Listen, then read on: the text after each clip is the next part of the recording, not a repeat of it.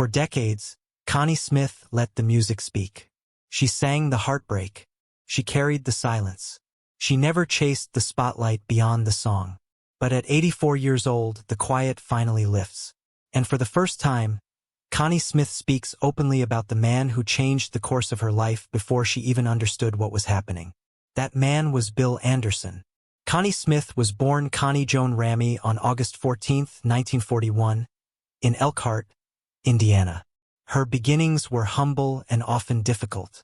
She grew up during hard economic times in a household shaped by struggle, instability, and resilience. From an early age, music became her refuge. It was the one place where pain softened and hope found a voice. As a teenager, she taught herself guitar and immersed herself in classic country, gospel, and Appalachian sounds. Those influences shaped what would later become one of the most unmistakable voices in country music, pure, piercing, and emotionally direct. Even then, her voice carried a rare ability to express heartbreak and strength at the same time. Everything changed in the early 1960s after she moved to Ohio and joined a local band. During one performance, she was heard by Bill Anderson, already a respected songwriter and performer in Nashville. He immediately recognized what others hadn't yet fully seen. This wasn't just a good voice.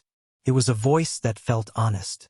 With Anderson's guidance, Connie Smith signed a recording contract with RCA Victor. What followed was one of the most remarkable debuts in country music history. In 1964, she released her first single, Once a Day. The song didn't just succeed, it dominated. It reached #1 on the Billboard Hot Country Singles chart and stayed there for 8 consecutive weeks, a record for a female country artist at the time. Overnight, Connie Smith became a star, and her sound became unmistakable. Soaring vocals, emotional restraint, and storytelling that felt personal rather than performed. The success didn't slow down. Through the 1960s and 1970s, Connie Smith placed more than 70 songs on the country charts. Classics like Then and Only Then, Ain't Had No Lovin', I Never Once Stopped Loving You, and The Hootens all over cemented her place as one of the genre's defining voices. While country music gradually leaned toward polished, pop-influenced production, Smith remained grounded in emotional truth. Her peers noticed. Dolly Parton, Loretta Lynn, George Jones, Merle Haggard, each spoke openly about their admiration for her voice. George Jones would later call her his favorite female country singer, a compliment that carried immense weight coming from one of the genre's most revered figures. Yet behind the success, Connie Smith struggled. Fame brought pressure, anxiety, and emotional exhaustion. She faced depression quietly, wrestling with expectations that came with being both a star and a woman in a demanding industry. In the late 1970s, at the height of her career, she made a decision few artists dared to make. She stepped away. Connie Smith chose family, faith, and healing over momentum. For years, she remained largely out of the spotlight, letting go of the chase while holding on to what mattered most. When she returned to music, it was on her own terms.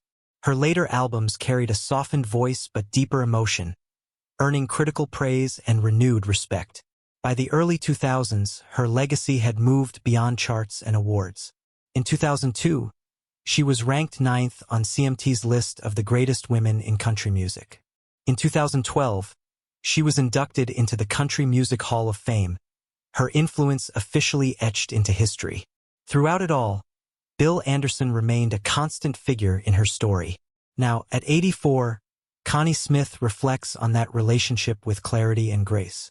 She recalls meeting Anderson at a time when she barely understood the magnitude of what was unfolding.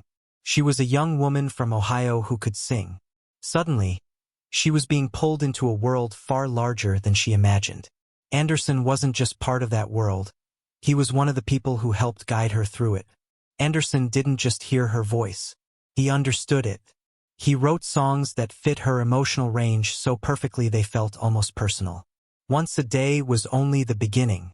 His writing matched her sincerity, her restraint, her storytelling nature. Connie Smith is careful with her words. She doesn't romanticize their connection. She doesn't inflate it.